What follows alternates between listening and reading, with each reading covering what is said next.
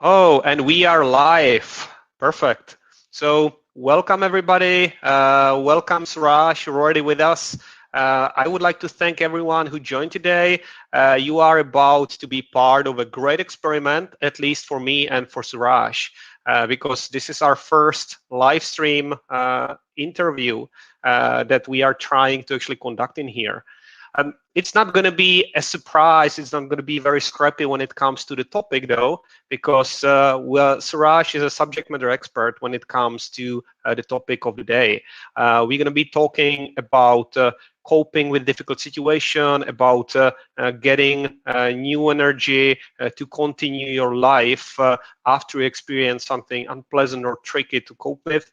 But when it comes to technology, we are really playing it on the edge, trying to learn how to work with it. For all of you, before I give the word to Suraj to explain it himself, for all of you who don't know Suraj, you can check my YouTube channel and the interview I had with him in a couple of weeks ago, I think it was, Suraj, when we talked Indeed. about how to cope with the loss in the family or losing a loved one. Without further ado, Suraj, you picked the topic of the night. What makes it important to you, and what makes you so knowledgeable about the topic that means that you can bring value to all of us? And I know you do, but explain it to the people who may not know you yet. Sure, Alesh, thanks so much. Hi, everyone. So my name is Suraj Shah. I'm over here in London, UK. So thought I'd kind of say a great British hello and welcome to you all. Really great to be here. You know, the topic for today is really around enthusiasm, right? It's around losing enthusiasm and perhaps regaining it or uncovering it in our lives. And so my background is in the area of bereavement support. So providing support to those who have lost a significant person in their life, whether it's through a loss in terms of a death of a loved one or some other kind of significant change that's happened for them.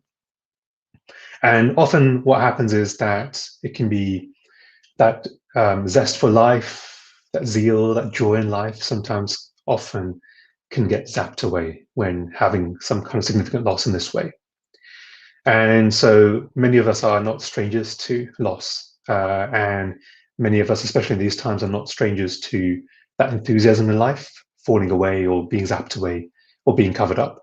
And so really that's what today's topic is about us having a conversation around this, around how I experience it in my life, Alesh, how you might be experiencing it in your life and what's happened for you perhaps.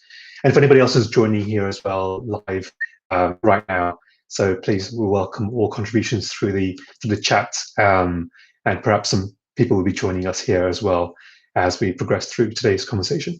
So, really, in summary, I guess my background is around bereavement support, around supporting people through the loss and helping them to be able to rebuild their lives following a significant loss or change in their life. And I do that through coaching. I do that through conversations, deep conversations over a period of time. Um, yeah, that's kind of it really for the moment, Elish. Thank you, Suraj. And I wanted to actually start with talking about the importance of this topic. And Suraj, as you said, already posted in the comments that both you and myself are monitoring the comments. If you have questions, if you have any contributions to the debate, if you want to immediately react to what we are talking about, please do so. We are going to be, picking it up as we go and adjust the discussion.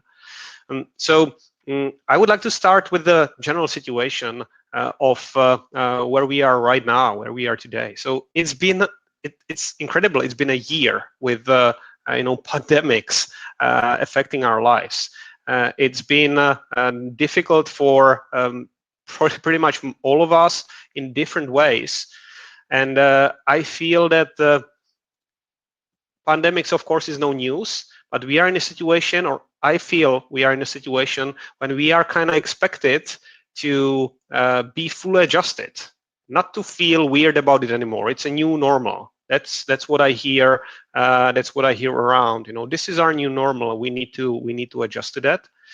But it might still feel difficult. That it didn't become easier when it comes to logistics of private life, work life, but it's also still difficult when it comes to feeling around it. The sense of isolation, the sense of lost opportunities for those of us who maybe wanted to travel, study, explore, you name it, and they couldn't.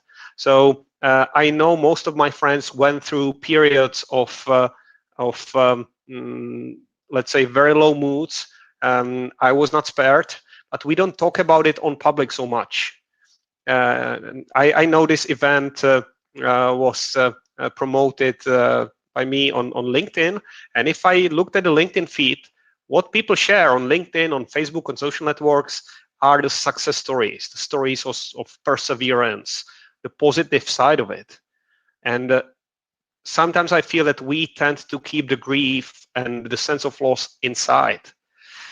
Suraj, with your work, how are you experiencing this when talking to your clients, talking to people who you are trying to help? Is that something that people tend to kind of bottle down, something that people are ashamed of? What is your sense around that from your expertise? Yes. So there is the element of grief, specifically around losing someone very close to them through a death, right? That's one specific area. And there's also the kind of grief around losses in general. So many different kinds of changes that are happening for people, that have happened for people in the last 12 months plus. There have been losses in terms of your job circumstance. So people whose roles have been made redundant. It's actually a time when some people might have even chosen to retire. There might have been friction in various relationships in life. Some of them might have led to separation and divorce as well. And then not to mention the various kinds of losses, loss of a loved one in terms of someone who's passed away because of COVID, or not necessarily specifically because of COVID, but for some other reason, some other health reason, or some other tragic accident that might have happened, and losing them. And then all the things around not really being able to kind of be with them at their near the end of their life, not being able to grieve together with your family, and challenging the struggles that come with that. And so people have found it really, really hard, right? People have been finding it really, really hard. And the question is, as you're asking, Alessio, is that how hard has it been to be able to speak up about it? How hard has it been to be able to share and talk openly about it? And the things that people are seeing on social media, a lot of it might be more around success stories, right? Compared to actually talking about some of the challenges. So I think what's happening more and more as this world gets more used to the challenges that we're facing, more and more people are opening up. It might just be in my circle, it might just be in my feeds that I'm seeing of more and more people kind of talking more openly about what they're experiencing. But on balance, though, actually, there's a lot more kind of positive, what can I say, the success stories, or even actually like a facade of success that's there, that's showing through in many cases. So it's hard to actually open up and share about what's going on privately in your own life. It's hard to say as well, because obviously the people that do work with me, people that do come to me when we are in conversation, people do open up. It's a space in which individuals can actually sit there and just be themselves and feel really comfortable about who they are, what they're experiencing, and what's coming up for them. So this happens in conversations, whether it's one-on-one with individuals or perhaps in certain group settings and certain events as well, even online, even with strangers. So it's quite amazing actually how much people, individuals, myself, yourself, others are able to actually talk, given the right space to talk with an open heart, to allow their tender heart to really radiate as well.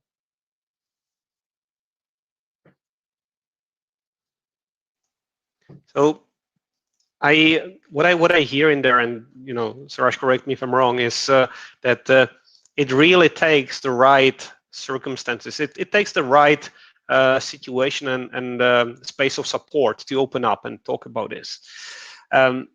I wonder if there's anything each of us can do in our own right. Like, where do we go? What do we do if we feel we need this kind of support? And maybe how do we self-diagnose early that we are heading to a place that may not be positive in the long term? Because as I feel it for myself, and that's what I love about our discussions here, that we can bring in the real situation and be open about it. What I feel for myself is that we live in an environment of public success and private failure. Like the shortcomings, the struggles really very often stay inside us. We don't want to show the vulnerabilities, which is, vulnerabilities is what you're dealing with. So suppose you are talking to a new client, you're talking to someone who is in need of this help. How do you help them to open up? And how does this relate to our viewers? How can they be encouraged to open up when in need? Opening up, huh? Alesh, it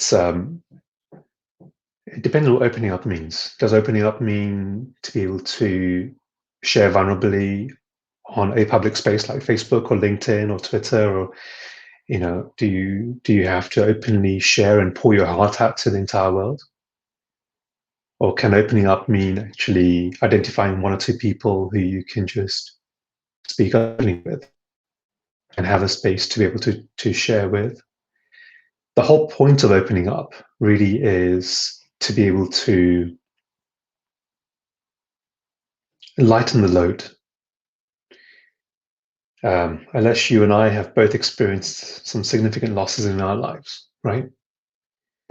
And there have been times when it's been, for many years myself, I've carried that grief, not really spoken up about it, not really shared it with anyone. In fact, some of the consequences, I think, is probably where we can maybe start with. By not sharing openly, or by not talking with those who are close to us about the grief, the challenges that we're going through around that loss, and processing that, it can lead to disconnection, separation, isolation. What kind of impact has that had on when I've been with my own family, with my dad, with my brother, with my cousins, aunts, uncles, so with family in general? What kind of impact has that been with the losses I've experienced in terms of the impact it's had on my family and my friends as well, some of my closest friends? And actually, over the years, what's happened is that actually, there has been that disconnection, that separation, that losing that strength of that relationship in that way. And over time, what's happened is that by allowing myself to be able to open up and talk with others, talk with those close to me, as well as talk with those who don't even know me really, and to connect with them in a safe space, that's been really, really powerful personally, to be able to then help me to build a greater connection and relationship with those in my life who've always been there, actually. Alesh, how has that been for you? How has it been in terms of in your life? And when it's come to a key loss in your life, have you also experienced a separation from others who were close to you in previously, and maybe not so much as the years went on? It's something I've been actually asking myself, because I experienced something that I believe affected a lot of people, but it's not. I think it's not on the forefront. So, due to the last year restrictions, limitations, I've been in touch with my work colleagues, my friends, some of them struggling as single parents, providing for the kids while working from home, if they were, fortunate enough to keep the job. Some of them struggling in, confined spaces, not being able to really work in adequate conditions. Some of them, as you suggested, lost their loved ones, and some of them, for existential reasons, had to continue going to work while not feeling easy about it. Having said that, I became this kind of silent minority, maybe silent majority, I can't tell, because I felt guilty for my situation. I live by myself. I don't have children to support, and everything is objectively okay for me in comparison to all these people who were suffering difficulties in all those fronts. So whenever I felt bad, whenever I felt the loss of opportunity to go for a walk, to travel, to do something, I felt guilty. I was like, oh, Aleš, who are you to complain? And who are you to feel bad about anything? There are so many people around you who are experiencing real struggles. So I feel at those times when it didn't feel easy for me, I just bottled it down. I was like, no, look at your objective circumstances. There's no justification for you to feel bad. That's how it felt. That's how it feels sometimes even now. I'm kind of shutting my inner self up when these feelings, bubble up to the surface.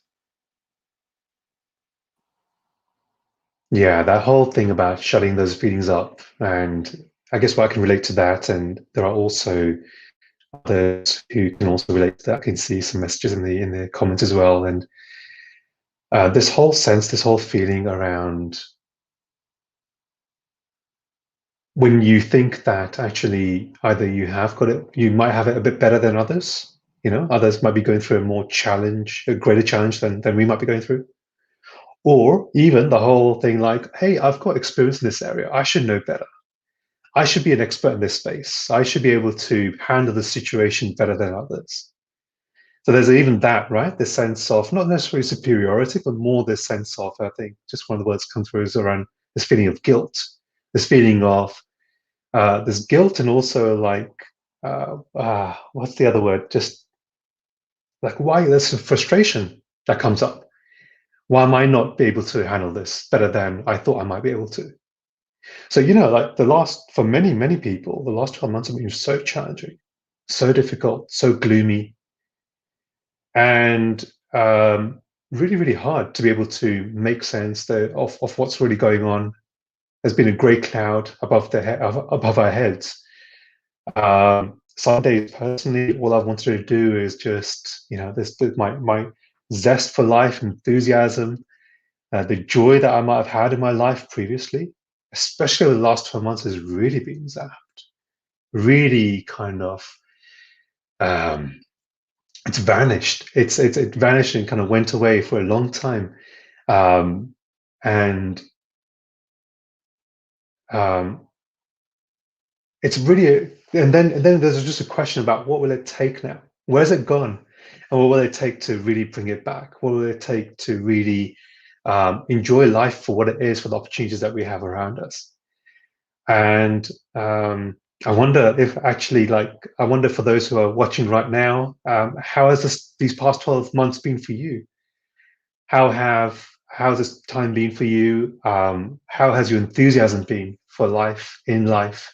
What's that experience been? I'd love to see some of those in the comments.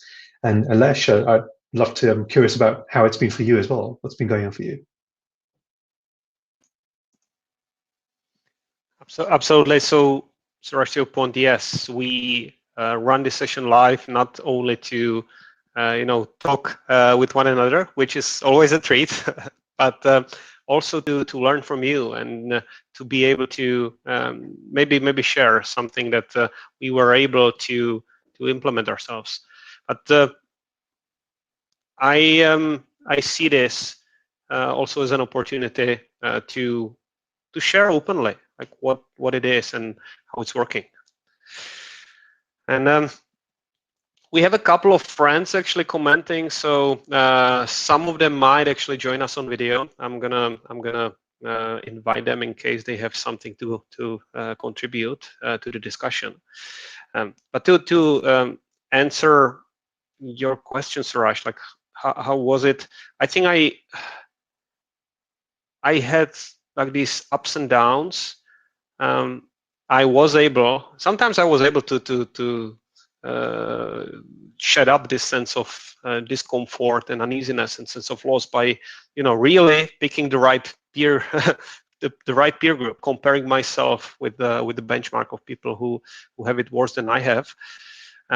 Sometimes it's working, but not surprisingly, as you know from your work with your clients, this works if you are just mildly irritated. When you are really, really down, this doesn't help anymore. You can't really see the light at the end of the tunnel, and the fact that someone has it worse than you doesn't bring you back to comfort. It adds an extra layer of guilt. At least that's how it's for me. And I was wondering, what's your take on the support that we should all seek? So you mentioned to my question, like, how do we deal with situation when people do not open up about their struggles publicly? You mentioned that it might not be needed to open up publicly, if I understood you. So should we seek support privately? Should we reach out to loved ones? Is that something not totally obvious that you would advise us to do to overcome? Yeah, it's really beautiful, Lesh. Support comes in various ways. There are some areas where you can support yourself. You can depend on the resources that you have around you. And then there are other ways in which to be able to be supported by others as well. In terms of work, being supported and having the support for yourself, depending on where you're at, what you're experiencing, how challenging life can be. There are incredible things that you can do just for yourself. You can take some time to step out in nature and be supported by the incredible nature that's around, going for walks in the woods, in the park, maybe by the seafront, depending on where you live. There's also other support in terms of being able to think about, what can you do to support yourself through getting your thoughts out from your head and the kind of the noise that might be in the head, or the clutter or the fog, and to be able to put pen to paper and start to journal and start to write things down. That could be really powerful. It could be listening to your favorite music, taking some time to just get up, put some music on, get up, maybe dance. That could be, or let the music kind of move your body in the natural way. I know we have a few viewers right now who absolutely love dancing. And so hello to each of you who's listening and watching in right now for that. Alongside that, there are other things in terms of being able to meditate. Take some time out to meditate or listen to some guided meditations or things that will really support you to connect into yourself. So there are some things like that are counted and considered as support that you can do. There are other kinds of support from your loved ones, friends, family, being able to reach out to them, connect with them. It can be talking about what you're going through. It can just be about hanging out, right? Just to kind of have some time together to be with them. Just even earlier today, it was fortunately we were able to, as lockdown's easing a bit more, and just spend a bit of time with close family in the outdoors and in the kind of open air, but just kind of, grab a coffee and be in the open air and just be in that same kind of space together and just hang out, no matter what kind of losses might be going on in the world around us and for our own lives. It can be with our spouse, it can be with our children, it can be with our parents or grandparents, and just that time to hang out and be together. It can also be around the kind of support you might want to look into would be around your community and the community that you have around you. Who can you tap into? Who can you be with? Maybe it's within your religious organization, the community there. It could be community in terms of your local area, local community, and having that time there. It could even be professional support as well. Support through a counselor, through a psychiatrist, support through support with a coach, somebody that can really help you somebody that can really be there to be with you, somebody who's impartial, who doesn't necessarily have any other agenda that maybe sometimes friends or family might have, but somebody who can just be there to be with you, hold that space for you, and for a place in which you can actually take that time to talk openly and help yourself be navigated through whatever it is that you're going through. So there is that. So yeah, various kinds of support, various ways in which you can be supported. Perhaps I've missed a few. Let me know if I have, either in the comments or if there's anything that comes to mind as well. Happy to elaborate on that. Sure. Well, I really like everything you shared in terms of things that could be done. What I'm normally struggling with when it comes to this type of suggestions or this type of long-term support is most of it doesn't really bring results immediately. It takes quite a while before it bear fruit. So that's one thing. It's when you tell when I feel down, and I really advise, hey, you should practice gratitude. It doesn't really help immediately. So this connects with the second part of my struggle with that, and that is people wouldn't give really a personal example. How am I supposed to do that? What am I supposed to do? And I would like us to go a little bit into that. Suresh, I work for Amazon currently. I'm just like, we have this bias for action. Give me actionable checklist. Give me something.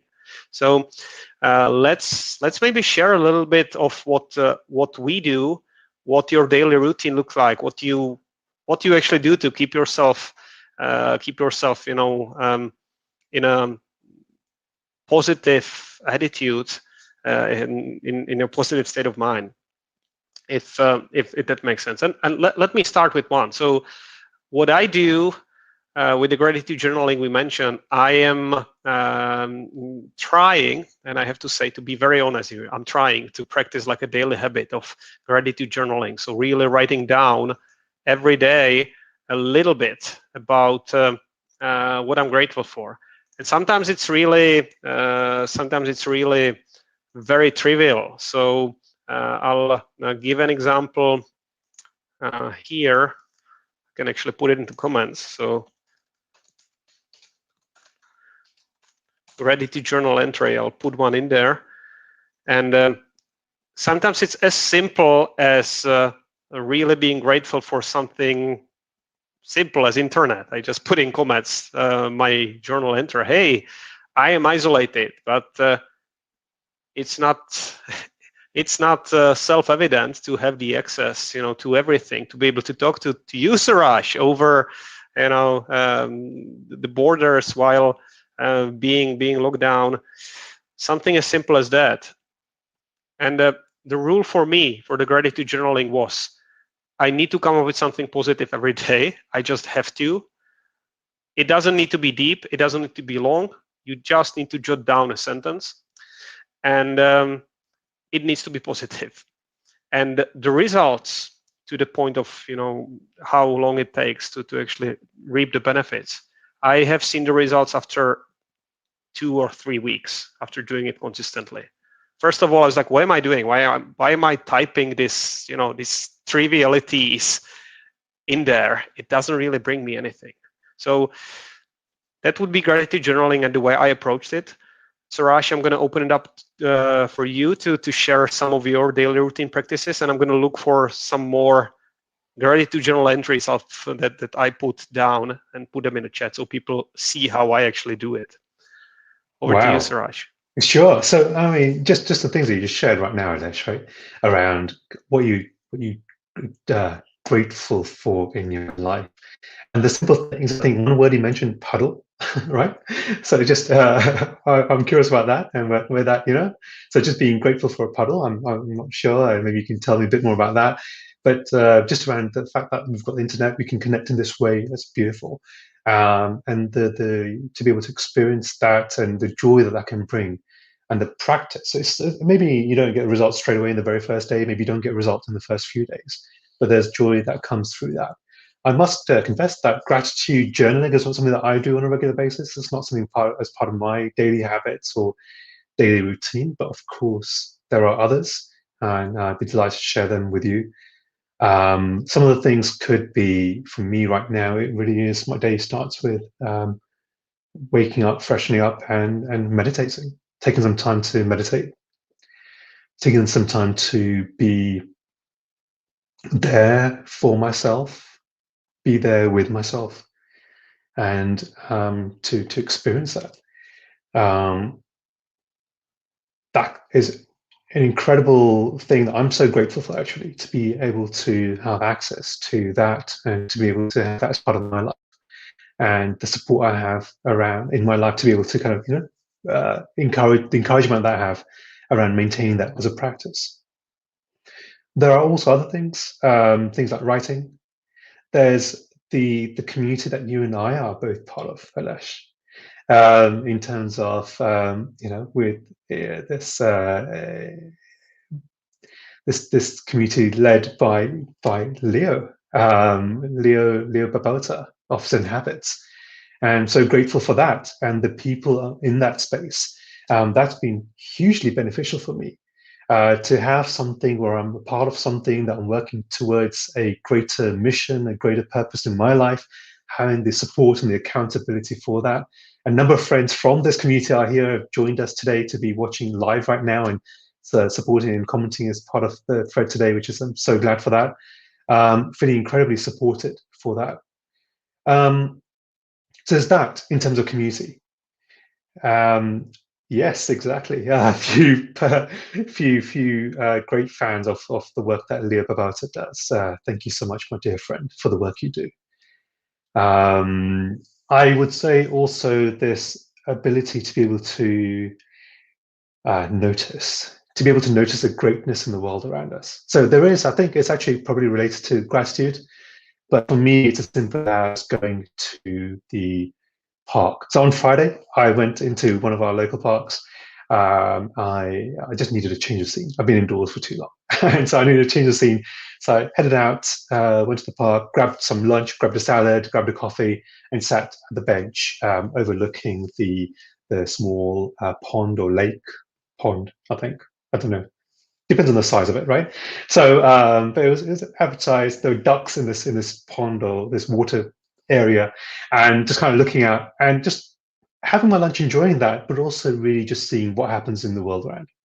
So one of the things was to be able to kind of look around and see that there was this man that came up, elderly man, probably in his 70s, maybe even early 80s, and he had a bag of seeds, and he got this seeds and started scattering them to the birds, to the ducks around, so onto the ground. And what would happen is that the ducks would then start to come out of the water and come towards the ground where this man has scattered these seeds, and they would start to kind of gather around, and one by one they would come along and peck at the seeds, and they would just really gather and have a feast there. So it was beautiful, amazing to see this man just really contributing in this way, and the kind of the joy that he was experiencing of giving these seeds to these ducks. The ducks, the joy that they were experiencing from having these seeds and having this feast there. And then moments later, as this man moved away and the ducks were all still there on the ground, then this little toddler, probably what, 2 years old. It was a cold day, so he had his like kind of like warm jacket on.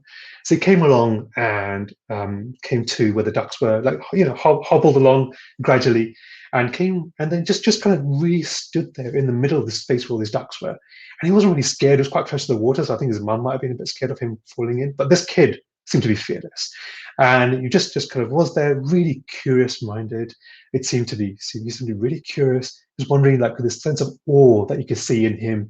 I could see his face briefly, but most of I saw his back. But there's his presence that he had there, 2-year-old, and how he was just there and really able to just be there and watch these ducks and be amongst these other incredible living beings that were around him. And it was such a joy, such a treat to see this. And for me, my experience was of really this practice of noticing what's happening in the world around us, what's happening in nature, what's happening, not with a view to change anything, not with a view to try and stop anything or to force anything to happen, but just to see what's going on.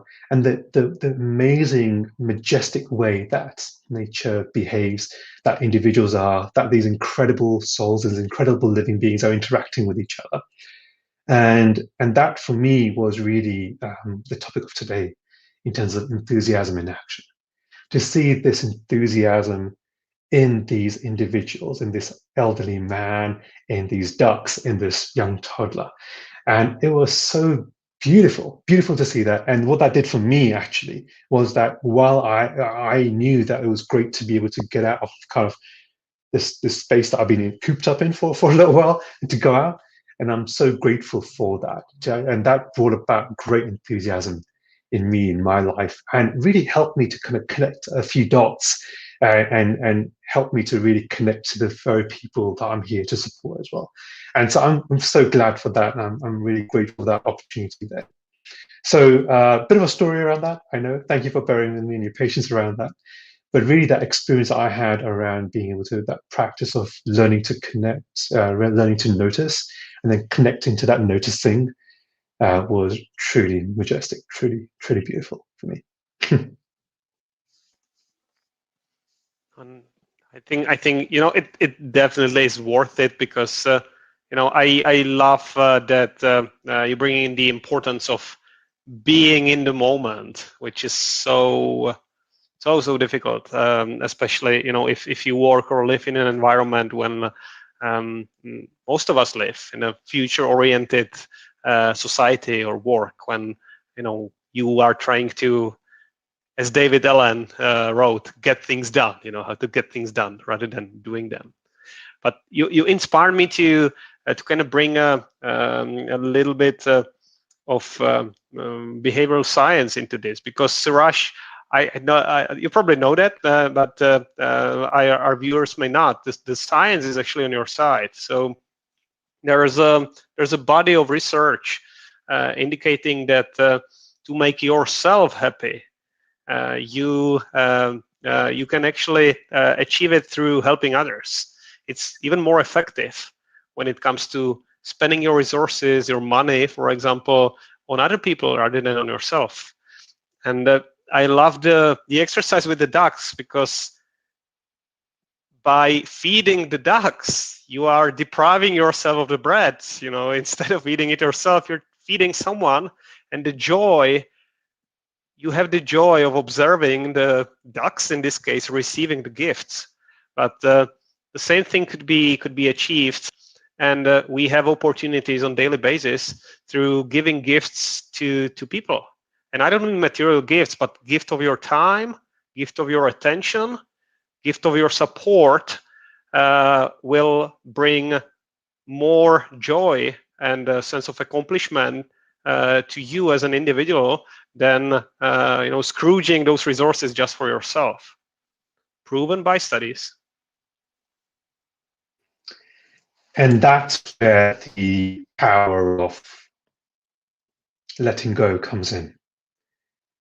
Allowing ourselves to notice what we have, but also being willing to let go of the things that we might hold so dearly, and allowing them to be free as well.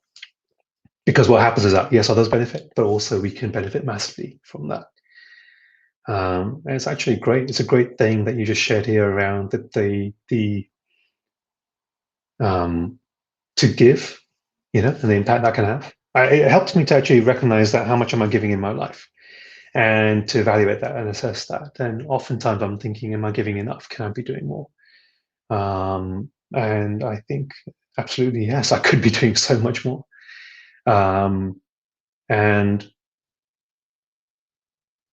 But the times when I might give, I know the great joy that can bring as well. So thank you for helping me to connect into that, Alesh. I just thought that I'm going to play with this streaming interface to show everyone how it looks, international virtual travel in pandemic. So this here, as you can clearly see, is Luxembourg, and I guess where is it? Over there. That would be, what is it, Suraj? UK? Fancy. Indeed. England, London. Yeah, London, England. Good to be in London, at least this way. Super.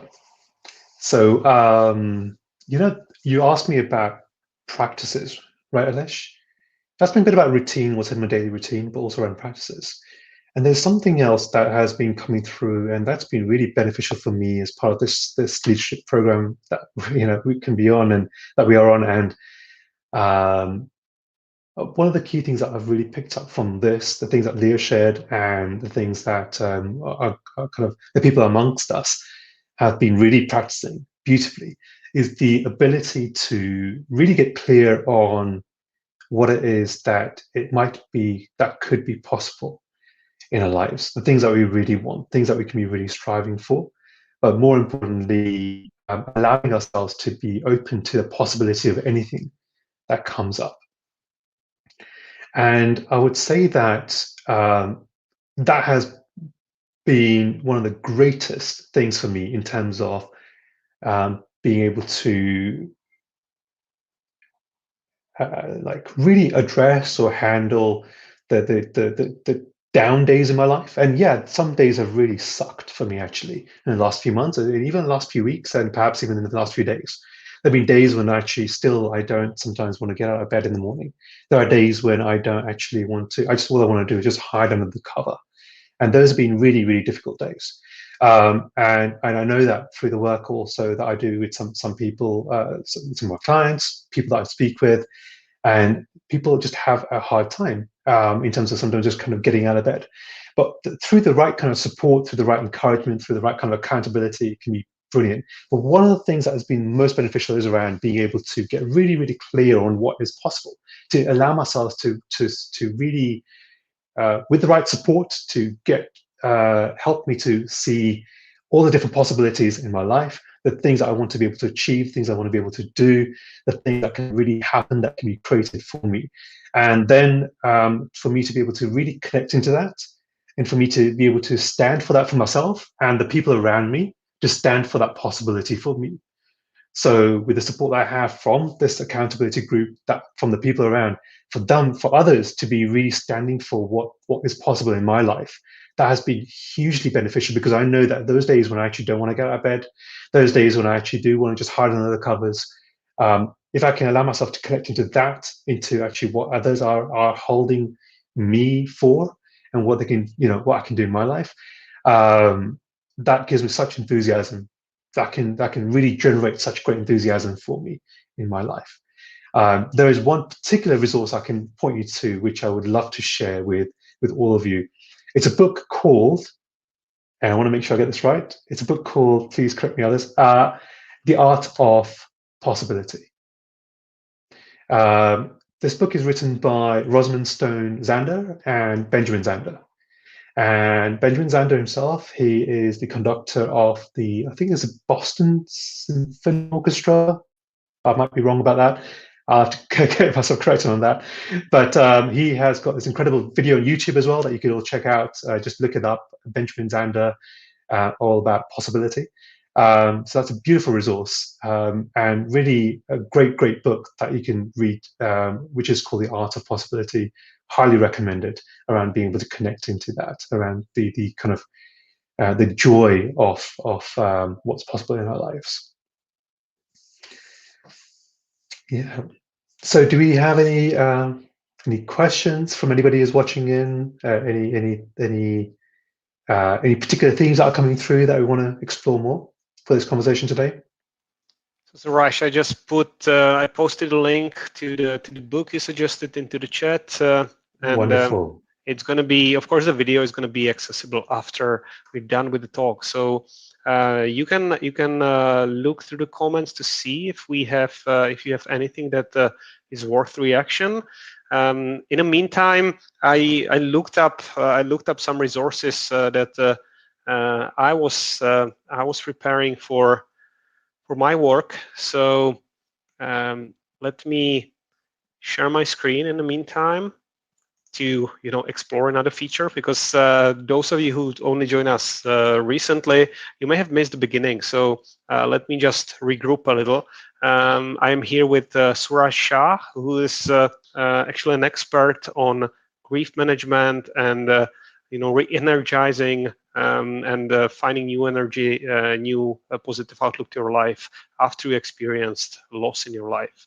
And we are streaming this live, and both of us are actually learning how to work with this platform.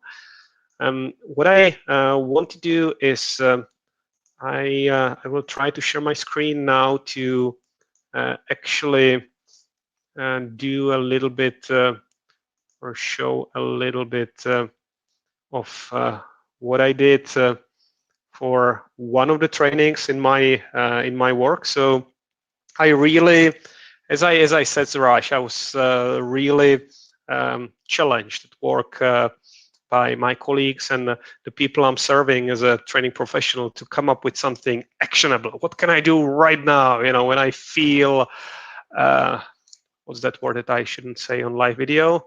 When I don't feel great. And many of those things bring benefits after a number of iterations.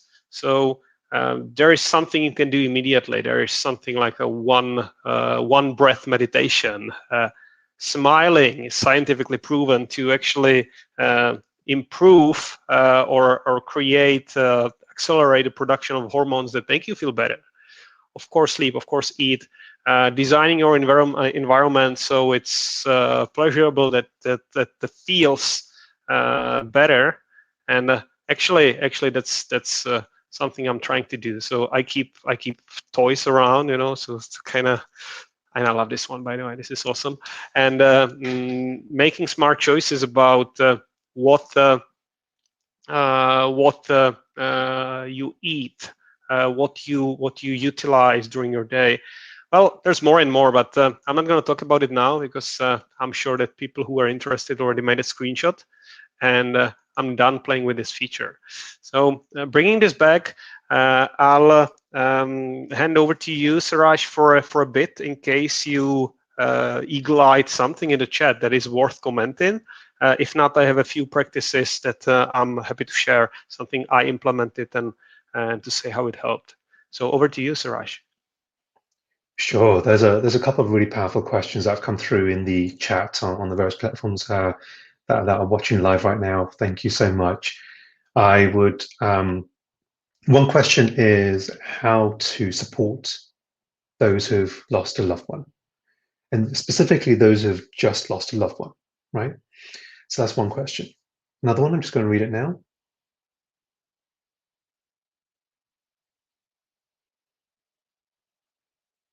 Right.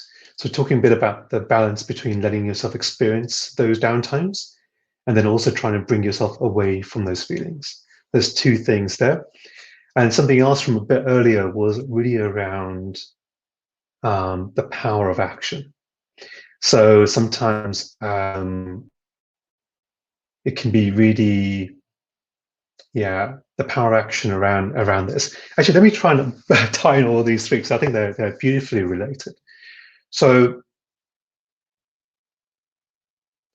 sometimes when we are feeling low, when we're feeling disconnected, feeling isolated, feeling actually really just feeling overwhelmed by all the things that maybe need to be done, or the feelings that are coming up and really coming over us, it can be one thing we might want to do is run away from it or hide from it, or try and distract ourselves by doing something else.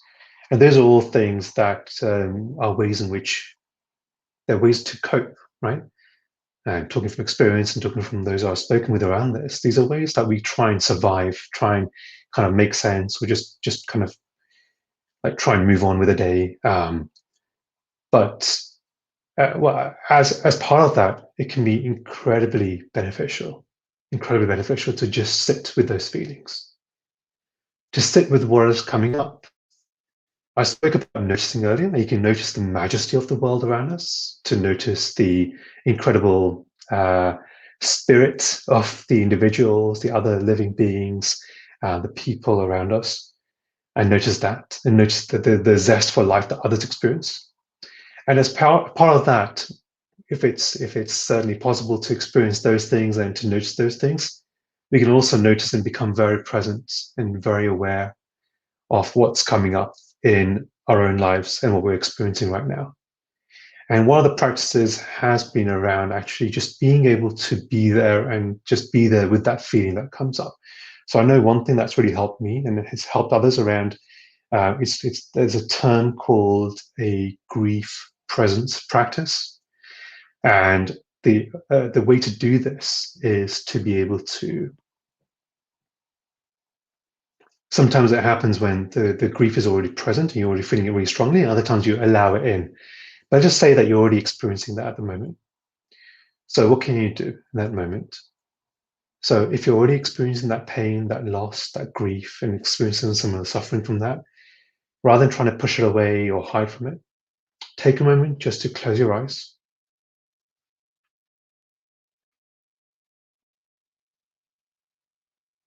To notice where that feeling is.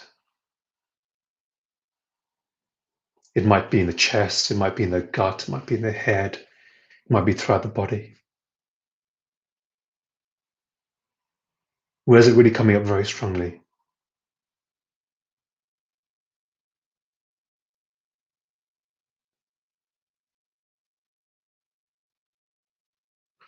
And to really just be there with that feeling wherever it is.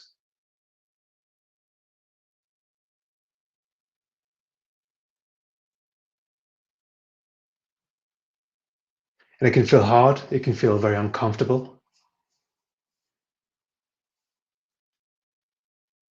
But to really allow yourself to just be there with that feeling. And just notice it, whatever it is, just notice it.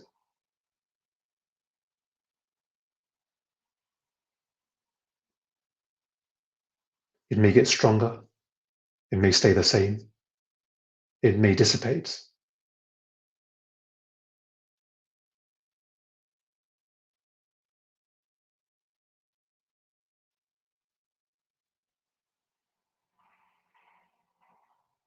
And just notice it. And sometimes when nothing else makes sense in the world, and all you want to do is just hide under the covers, just allowing yourself to switch off from everything else and just be with that feeling could be incredibly beneficial in that moment. What you might find is that as a result of just being there, after a few minutes, maybe after half an hour or an hour, who knows, but after being with it, then maybe something shifts and it becomes clear about what to do next. So that's one practice, one approach. There was another approach as well around action and around being able to know what it is that you want to do, what it is that you're committed to. We spoke earlier about possibility and being connected into possibility, being connected into what is it I want my life to be about, what's really important for me, what's really what's the purpose of my life, what's the purpose of this day, and to allow yourself to get really, really clear about that. And by really connecting into that and deepening your commitment into that, and then identifying maybe just the smallest possible action that will move you in that direction, and taking that action, taking that one small step, however small it might be, and just doing that can be incredibly powerful, incredibly joyful, actually. That can give some great confidence about how to now move to the next step, and to the next step, and then to the next.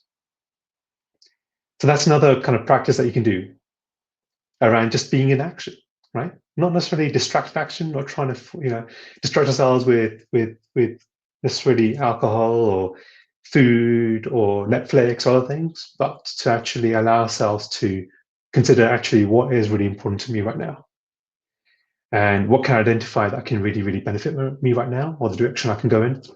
Identify that one thing and just do that one thing, however small it is. So there is that as another really, really brilliant practice, and another powerful thing that you could do. I think one of the questions around this was around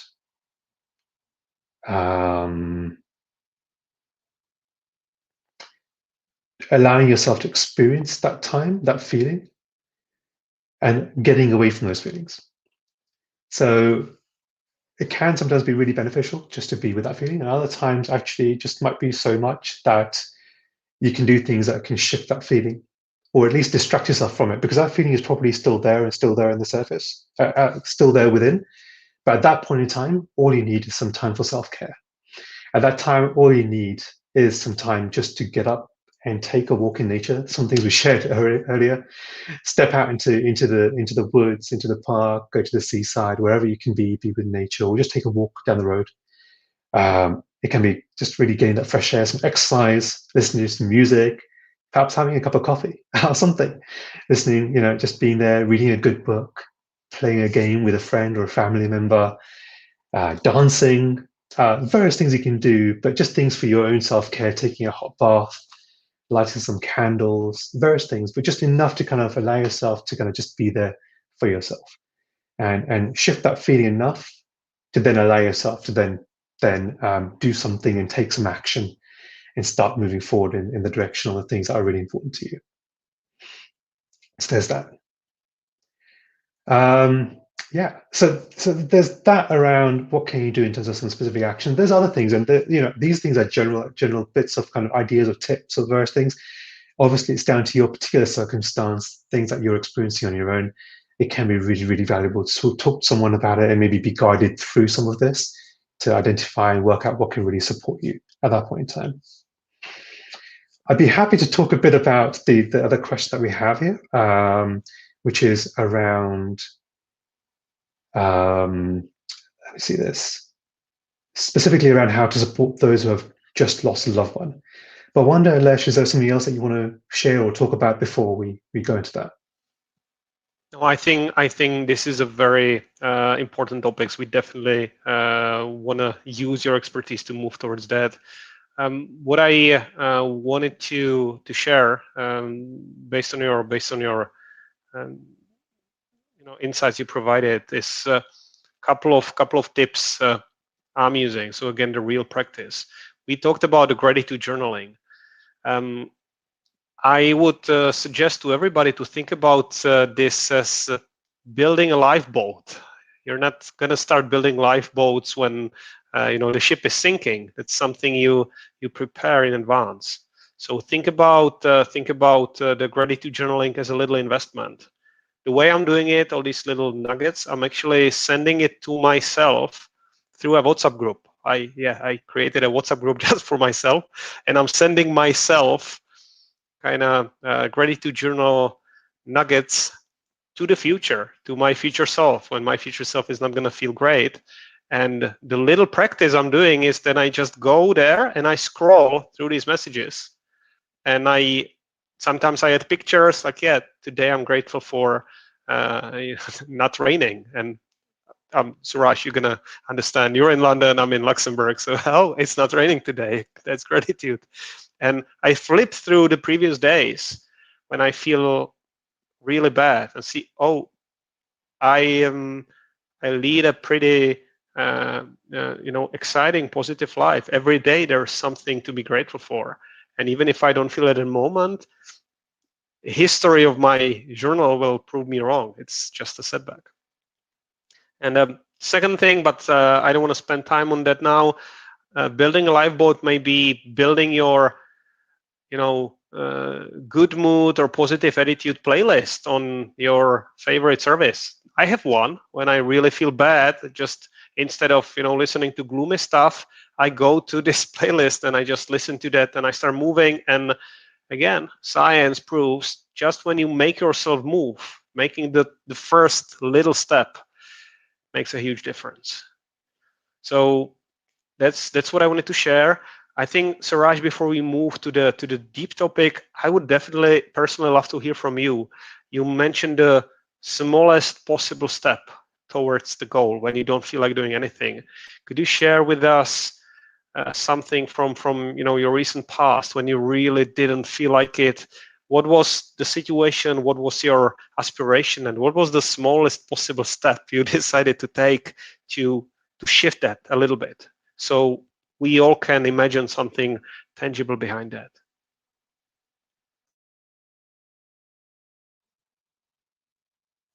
I don't have an example ready yet, so I'm just going to take a moment to just consider some of the recent darker days I might have had, right?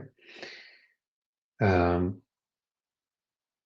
what really helped me in those moments.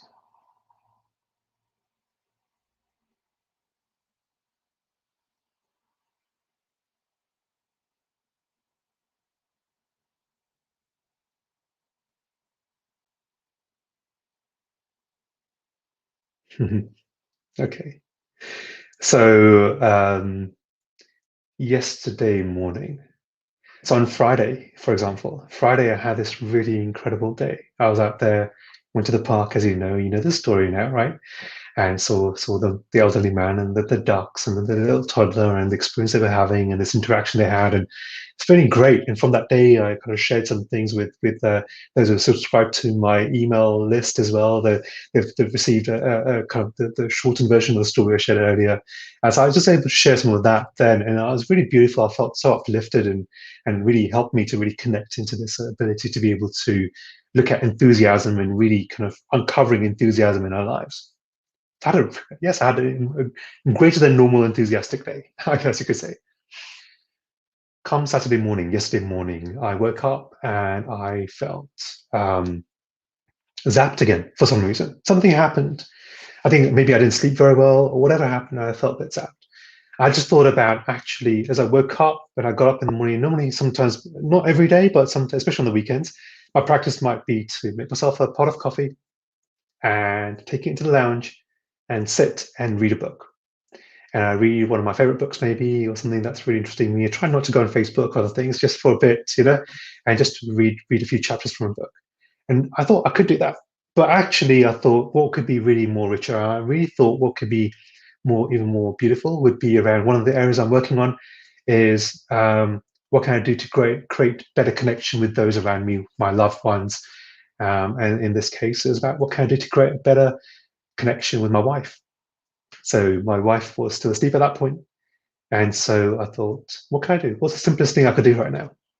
And I know that it's something that we do, but we don't do that much. And I'm sure she doesn't mind me sharing this here in this public live space, but it's around bed tea. So it's about in the morning sharing sharing a tea together. So to be able to put the kettle on and make a cup of tea for myself, made a cup of tea for her. I took it to the bedroom as she woke up, and we just sat there and had a cup of tea, and we talked. And we just talked and we read through, again, I'm mentioning Leah here. It's actually a great impact on my life. Leah wrote a post all about building or rebuilding trust or being trustworthy, right? In our lives. Great article on zenhabits.net. Highly recommend reading. So I actually spent some time reading that with my wife and just trying to help her connect into that. Not connect, sorry. What I mean is it was a great way for me to be able to think about actually how she must be experiencing trust in her life, in our relationship. And so I kind of shared that with her and said, here's what I think you're thinking about. Please let me know. And actually it turned out that there are a bunch of things in the article that she really resonated very strongly with about our how much trust you might have in me and that sort of stuff. So anyway, that aside, the whole practice, the whole art of it was around it led to a beautiful conversation, led to us setting some great things up together that will really support us in our relationship and in our way forward in our life. And but the simple act of making a cup of tea was what led to that, what led to then having a better, stronger day, starting the day off really well. And then that led to more work that I was doing throughout the day in kind of readiness for today, some other kind of things that I need to progress and that I had to kind of move forward, and that really helped me to move those things forward as well. So yeah, that's one tiny example. Make a cup of tea. British thing, right? Being English, I have to say that.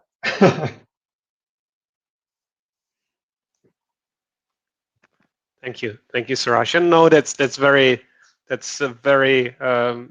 insightful for me, because I personally, when I read it in this, articles online, self-help things, even when they suggest, do the next thing, do the next possible step, the small step, I always think about something much bigger. It's like, the next step is at least, schedule your tasks for the entire month or something. But it really could be, it could be the smallest possible action.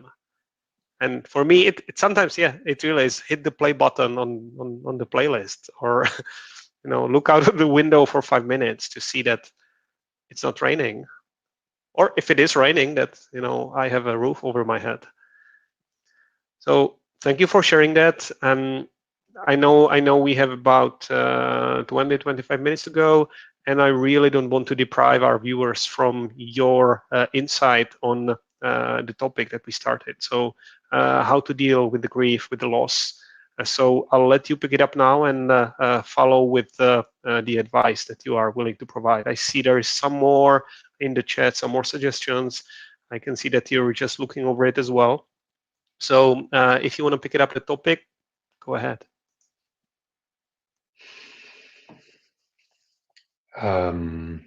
This ties into another question that's been asked in the chat as well around, and again, really thank you for everybody who's joined and sharing your comments, incredible comments here from our dear friends, and some great, powerful, really, really beautiful questions here as well. So one of the questions is also around, can you share a compassion practice that you use? So a compassionate practice that I might use in my life, and this ties into how to really be there for somebody who's just had a loss. Just going to read that question one more time, just to make sure I got that correct. How to support those who have just lost a loved one. Okay. So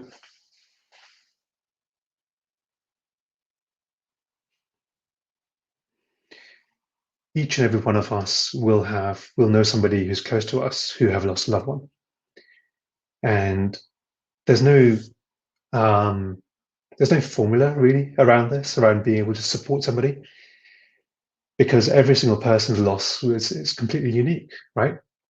It's so personal, it's so unique. They experience loss in their own particular way. And it can be hard to say that this is exactly what you have to do for each and every person. But there are some principles, some practices that you can use that can really support you to really be there for somebody who's just lost a loved one, to support them in a certain way. One of the things is, and one of the most one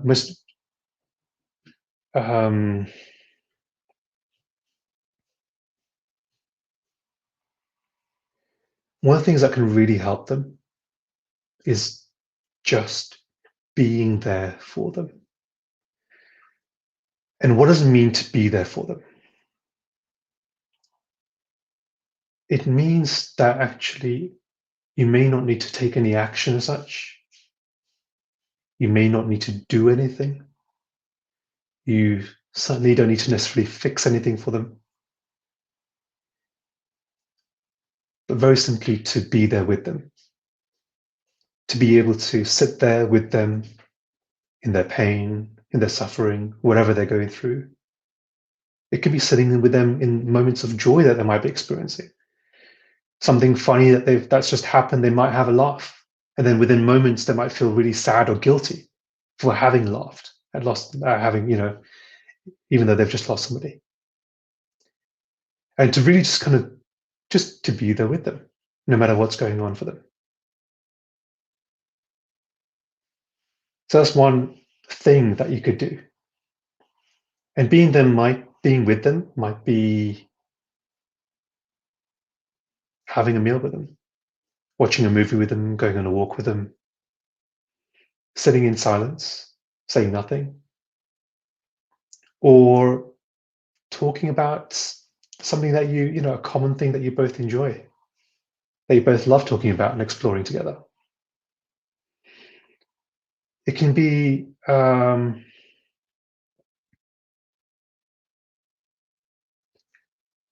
really useful to think about how can you be with them at that point in time. And this question around the practice of compassion is there are multiple levels of compassion. One way of looking at compassion is how can you be there for them?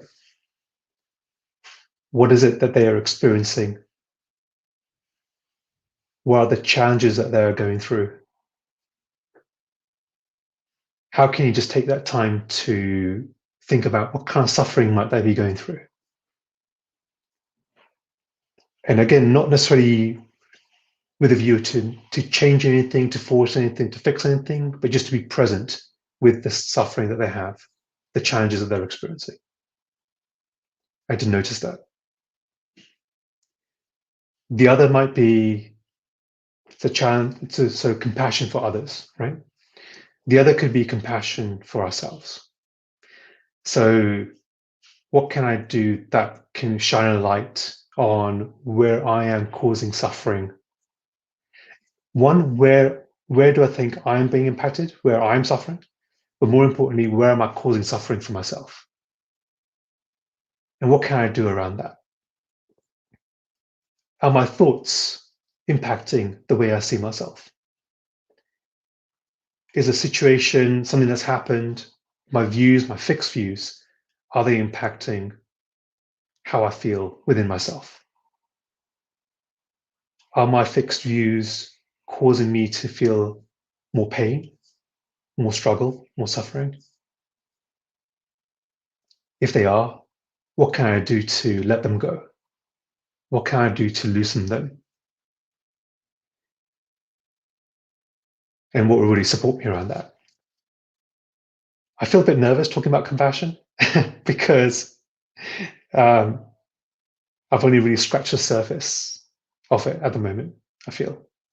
And there's such great depth, and there are incredible people in the world around us who can go into the topic of compassion so much more than I can right now.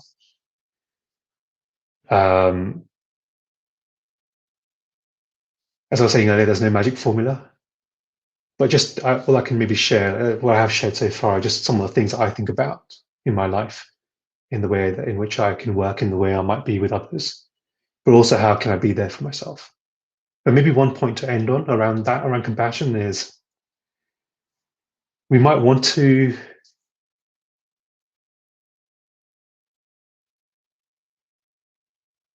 we might have great compassion for those around us, or want to have great compassion for those around us, and that might show through in terms of wanting to change the world, around us.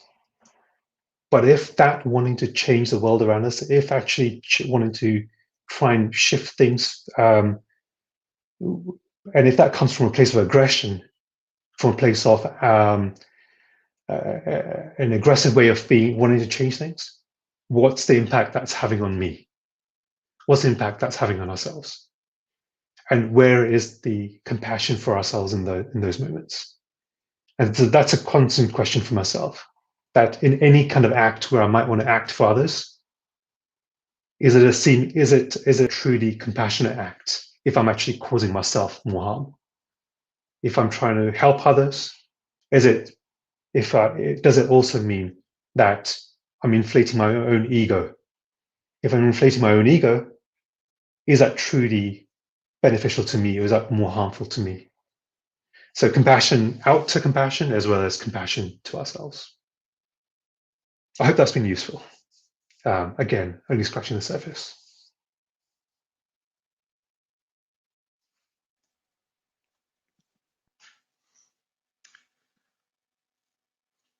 I'm trying to think of the situations, and it's been many when I think I wasn't able to be compassionate with myself. So it's the self compassion that really is something that resonates with me in on multiple levels. So where would I start in the moments when I feel guilty about not, as we started at the beginning, I feel guilty for example, feeling bad. I may feel, as I said, I may feel guilty for feeling bad about the restricted opportunities I have during the pandemic's social distancing times, but I feel guilty because other people I know have it much, much worse. I may feel guilty for, I'm sure many people, for not being as productive as I believe I should be in some days with the situation we have around. Not really using fully the opportunities. I know at the beginning of the pandemics, and I know this is very low level example, but at the very beginning, I felt guilty for not utilizing flawlessly the time of my commute. So I was like, hey, there's no commute needed. So I now have this much more time and I should be using it productively. And it's not fair to the people who still have to do that I am not able to use this opportunity, this extra time. And Suraj, that I could talk about guilt when it comes to the loss with loved ones. The reason I'm not coming up with those examples for our today's talk is because we did have a separate conversation very deep on this topic, and it is on this very YouTube channel. So I really encourage everyone who was inspired by what Suraj shared today to go to the archive and listen to our conversation that was directly related to this very very important topic. But for now, what would you recommend me as my friend to these kind of small feelings of guilt? How should I practice self-compassion in situations like this?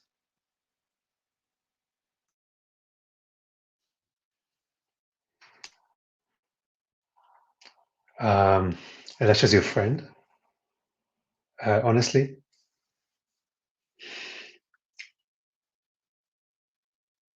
I'd say two things actually. First of all, don't take yourself so goddamn seriously. I'm so scared now because we are live, Suraj. Millions of people are watching or going to watch that. So I'll go for it. I'm eager to listen to it. I'd say as a friend, I'd say as somebody who is trying to say this to myself as well, right? Around these kind of things and these kind of it's funny, right? Because I wouldn't tell this to somebody I don't know. I would tell this to somebody that maybe I can feel comfortable saying this to, like yourself, Alesh. We've known each other for what's coming up to a year now, right? And it feels like a lot longer than that because of how connected we've been through the work that we do together. And the reason I can say that also is because I know that you have got an incredibly compassionate heart. It comes through in the questions you ask, it comes through in the stories you share, it comes through in the way in which you engage with others, in the ways in which you engage with me, and the space that you really hold. You have this incredible lightness in you, this incredible charm, this incredible wit, which I absolutely love. And I would say that this heart, this very, very beautiful, tender heart that you have, this vastly compassionate heart that you have, it brings me such joy to see this compassion that you have for others. And my question to you, maybe my challenge to you, is what can you do to direct that light inwards as well? What can you do to direct that light towards yourself, this compassion towards yourself, that would really help you to bring about more lightness in your life. Because, and it's a question I ask myself, it's a question that I might ask each of us who are watching right now, and my friends around as well, that there are things in life right now, right? There are things that we feel like in the midst of all of this, I could be better. I'm not doing enough. I'm not good enough. Again, these are words that I would say in my own head. I'm not good enough. I can be better.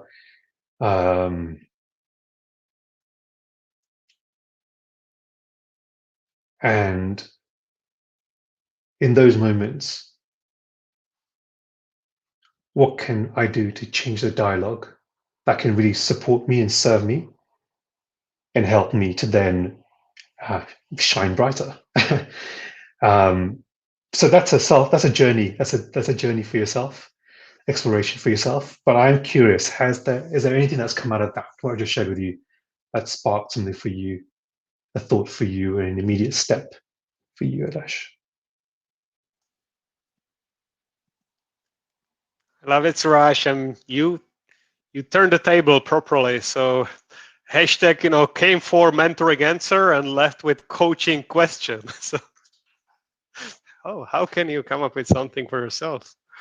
No, you're right. You're right. I mean, it's I see this as a very, very strong proposition, and it's often challenging because both you and me are trying to support others through, in your case, coaching support, or through other ways. In my case, learning support, like how to, solutions to deal with situations. But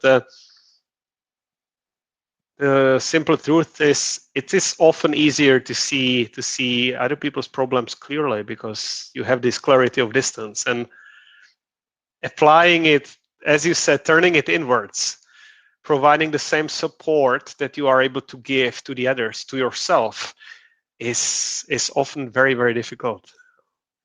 So there is that. Today, what we're doing is not coaching, obviously. It is a conversation between friends, and coaching might look a little bit differently to this. But what I would say is, unless if you were directing this compassion inwards towards yourself, what would it mean for you to be supported in those moments? How can you be supported? What support can you rely on, depend on, access in those moments when you are thinking those specific things?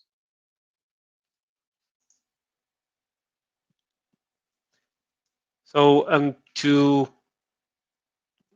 tackle situations like this, I do. So I share, as I did at the beginning, the practical steps I'm taking. So there's this, let's say, filling the categories of gratitude journaling, meditating, reaching out to other people. So gratitude journaling I already covered. I'm trying to do that. I'm also implementing one practice that I've read in a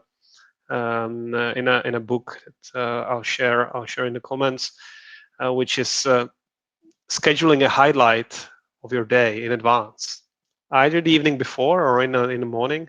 What is going to be the highlight of my day? So it is a practice that's kind of helped me even in the moment, because I kind of project my mood into something positive. I just find something positive in the day and do it. The meditating practices, it helps me through consistency. I would recommend everyone who never tried that to try sitting meditation for at least a couple of minutes a day. I've learned, and I'm no expert. Suraj, I know you are pushing the boundaries, meditating in long sessions. Consistency is more important than duration. So even 1-2 minutes a day, if you do it daily, you can see difference let's say I've seen difference 10, 15 days later when consistent. And the other things I'm doing is, building some mechanisms to have this, lifeboats or safety net available. And one of them is reaching to incredible people. And since we are kind of approaching the end of this session, Suraj, you are part of my my support net, and being able to talk to you today, it was a treat, as it is to talk to you in our group during our sessions when we are all trying to kind of learn to be much better around the topic we discussed today, but a number of others. Long-winded answer to your question. Well, it's great to recognize the resources that you already have at your disposal, right? The resources you already have that you can tap into, that you can connect into, that will really help you in those moments. And perhaps a number of us who are watching can also relate to those things in our own lives. And great reminder for me as well. So thank you for that, Nilesh. Okay, I'm just scrolling through the comments. This is I'm going to say this is a live session, so there's a last opportunity, last call for questions. So if we have anything in there that you would like to address, Raj, now's the time. Otherwise, I think I would close with summing up the resources that our viewers can access, and saying goodbye. So, Suraj, do you see anything in there, one point or a couple that we didn't touch so far and it needs to be addressed? So I'm scanning through at the moment. I don't see anything immediately that jumps out that I don't think we've answered, but there might just be. So my request or my ask is that if anyone has a question on the back of this that hasn't been answered, that you want to just explore or talk more about, and you want to connect, then please do so. You can drop a comment here, but you can also just drop me an email as well. So feel free to drop me a note. I will put it in the comments at some point. Maybe Alesh, you could type it in here as well. But it's just drop me an email. It's hello@surajshah.com. So just hello@surajshah.com. Drop me an email. I'd love to hear from you.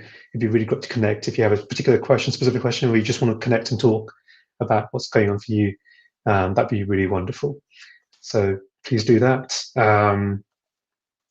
I think there's not much more that I want to say at this stage, other than thank you so much, everybody who's joined today live and everybody who'll be watching afterwards in the replay as well. Really, really appreciate, Alesh, you holding this incredible space for us here. Thank you so much. It's been a great joy. It's been a dance of joy with my dear friends watching and commenting and supporting and being here as well. So I want to say thank you so much. And my heart bows down to your incredible, compassionate, tender hearts. Thank you. Thank you, Suraj. I had fun as well. Not with this only, I was really listening.